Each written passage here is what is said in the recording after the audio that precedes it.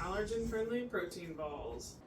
First, you gotta start with washing your hands. Make sure you're using some soap. And make sure you're counting to 20 seconds. The ingredients you'll need to make these is a large bowl, a big spoon, sunflower butter. Most people aren't allergic to that. Honey, so we don't recommend this for under 1-year-old. Gluten-free Quick Oats, and some chocolate chips. These ones are Enjoy Life, made with rice milk. Hi, I'm Xavier. You'll need a measuring cup and your gluten-free Quick Oats. You're gonna have to pour it to 3 cups, which I'm doing right now.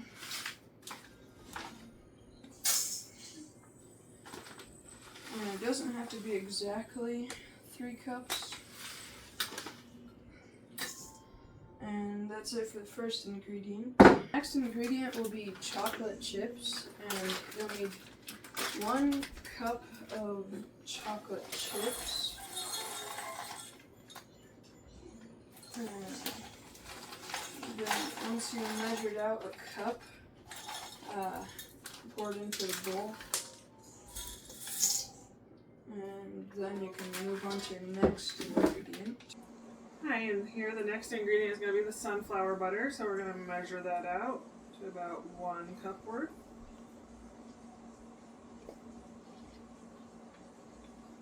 Don't be afraid to go a little bit more or a little less. Just try to get it about that 1 cup mark.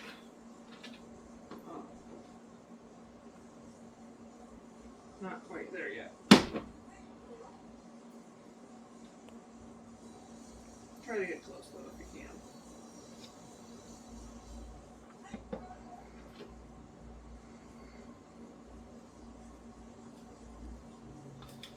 And then just take it from the measuring cup and just dump it into that bowl. Now onto the honey.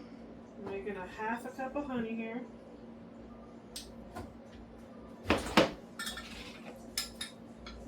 Oh, not enough. Go ahead more.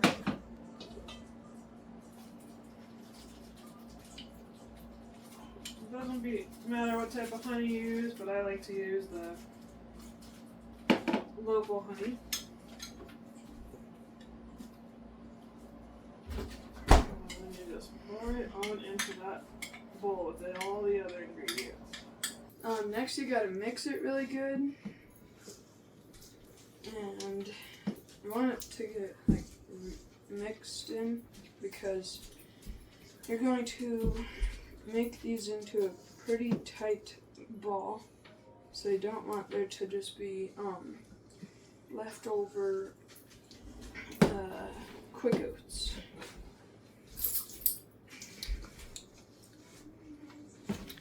And that is the youngest, Lawson. Yep. Hi, Shadow. That's our dog named Shadow. And then once it's all mixed good, you gotta make the actual balls of protein. This is what it should look like when it's done, and you're going to need a pan and parchment paper. And make sure to cover the whole pan because these are very sticky. Done mixing, you gotta make the mixture into a ball like this, and make however many you want on a pan. And it makes quite a lot. So these taste good too.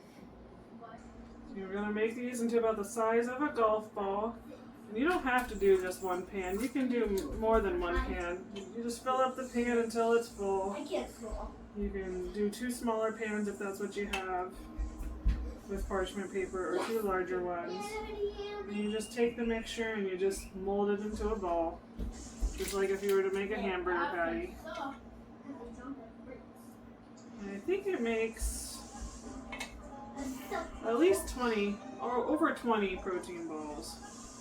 Alright, so once you're done with all of the protein balls, you gotta put them in the freezer for at least 45 minutes. So this is what they're supposed to look like when they're done, and once you're done making them, you can put them into a Tupperware, and then you're done making peanut butter protein balls. Alright, see you guys later.